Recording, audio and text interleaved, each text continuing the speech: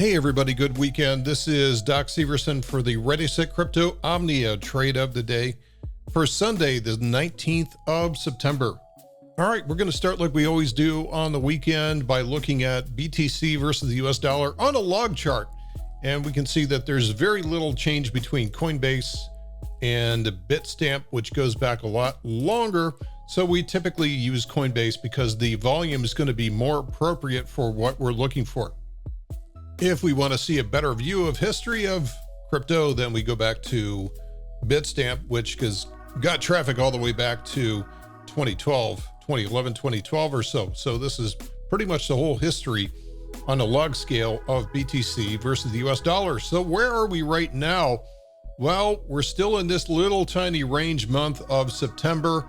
We're still in a primary uptrend. However, we're at an important inflection point. As I've been pointing out the last few weeks here, the price has got to keep on going higher. Otherwise, we're going to see this print a lower high and then roll over probably all the way down to 20,000 to find support. Now, that's not necessarily the worst thing in the world. Again, just visually here. So what I'm looking at is either the price continues higher like this in some form or fashion, or we're going to see this thing print a lower high and come all the way back down to more than likely this area. This is where we're going to find the majority of support. Now, that's not necessarily, even if this happens, that's not necessarily a bad thing. You just have to keep it in context that this is probably going to be maybe the last time that we'll see the price under 20,000, perhaps ever, if this does occur. So to understand what's happening here, that's the larger context for what we're seeing. To understand what we're seeing, we're going to go down to smaller time frames, and we have not seen a full transition to an uptrend on the weekly chart. We had a downtrend this spring. We went from higher high to lower high, lower low, lower high, and equal low down here. So we found support down around 30,000, bounced violently from there, squeezed the shorts out. And what I've been saying lately is that, okay, that's a nice start, but what can happen from here is a larger time frame like that we don't want to see. So what we want to see from this is maybe it's going to be a combination of the price consolidating into more of a zone here for a little while this chart kind of catches its breath and figures out what it wants to do. I mean, this whole move might be just one big fractal triangle of which we could see the price kind of consolidating within here before maybe even next year breaking out from this. You have to look at all angles of this and understand the context of what's happening in the larger time frames. Now, for those that trade and look for patterns of movement, maybe down on the hourly chart, this is going to be great stuff for at least some time here, because we're going to get movement all over the place. It's just not making sure that you don't stay biased in one direction for too long. Otherwise, you're going to miss the shift into the next version of what we're seeing here. So what we have is a decision box right now. Decision box is bounded by maybe is about 53 to the upside and about 43 to the downside. So in this decision box, one of two things is going to eventually happen. Well, three things. Eventually, this might break out to the upside. Eventually, this might break down to the downside, or we may see an extended consolidation within this 10,000 point box. The more that you can free your mind from any predetermined bias about which way that you think it has to go, the better off that you're going to do, and the better off you're going to be able to take advantage of any movements from here. If we do actually break to the downside from 43,000, I believe this could be a very quick move back down to 30,000 or so, because nobody's expecting that. Everybody's expecting this direction from here, especially after we got through the bounce from 30,000 and we rocketed off there up to 52. Things look to be certainly certain about continuing the uptrend. We don't know that yet. And the only way that we'll know that is if the price continues to go through 53,000. Now, some of the on-chain analysis that Checkmate is doing may be useful in terms of strengthening one direction or another. But at this point, the way I'm looking at it is purely through price. And if we go down to the daily chart, this is where most people are looking at. Again, we have an uptrend. there's nothing wrong with this uptrend.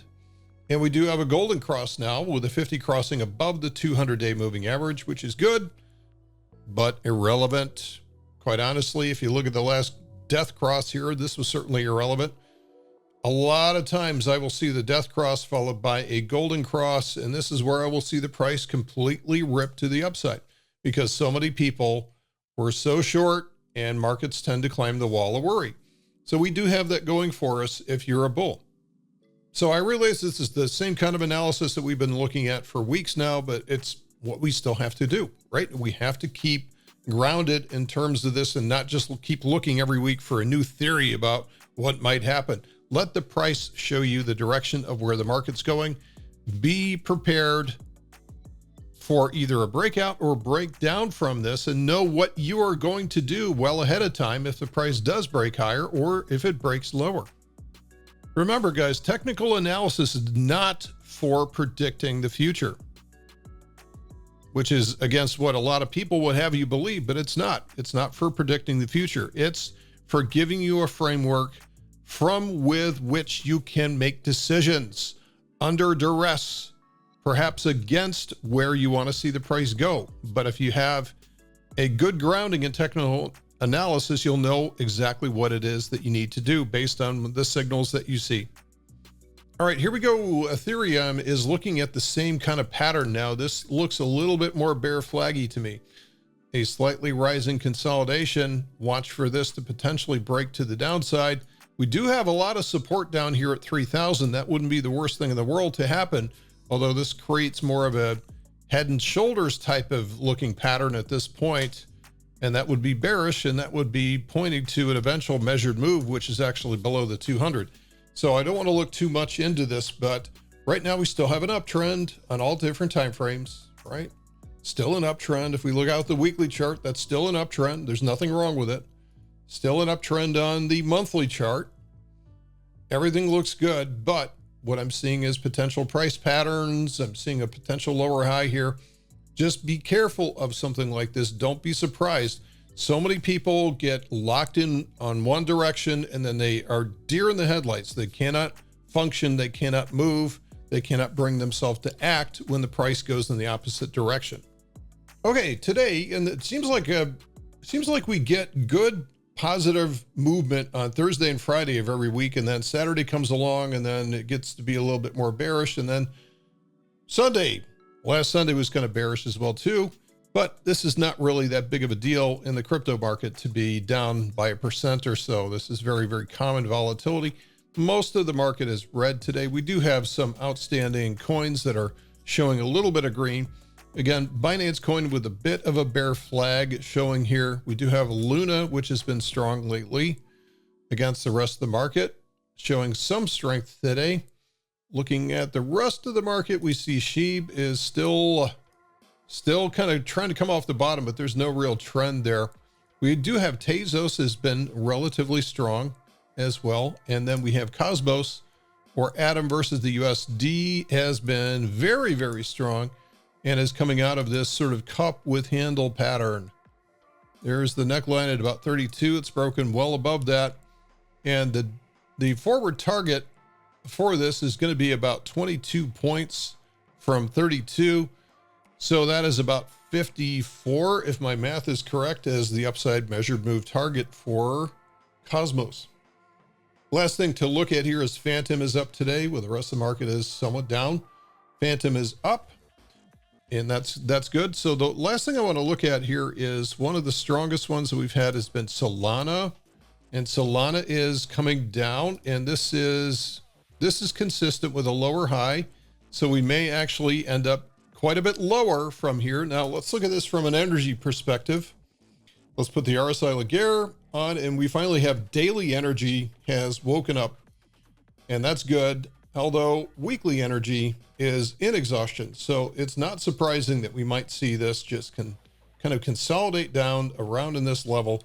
And we may get something, we may get a test of 100. And we talked about the swing test here. So to me, the very best possible fill that you could get is if this thing comes all the way back down and does a swing test of 60. Apart from that, maybe the most realistic entry is going to be somewhere between 60, and 100.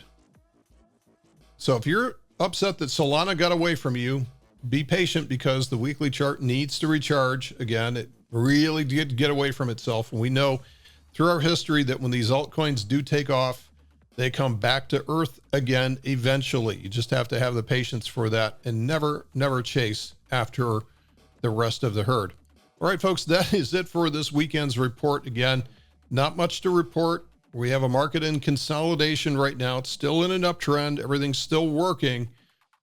And the leadership seems to be rotating from one extreme to another. First of all, it was the top 20 was lifting off the bottom. And lately, it's been everything that supports NFTs. We'll see whether or not we have another rotation into some other sector here soon. Thanks for listening, guys. Have a great weekend. We'll see you back here on Monday.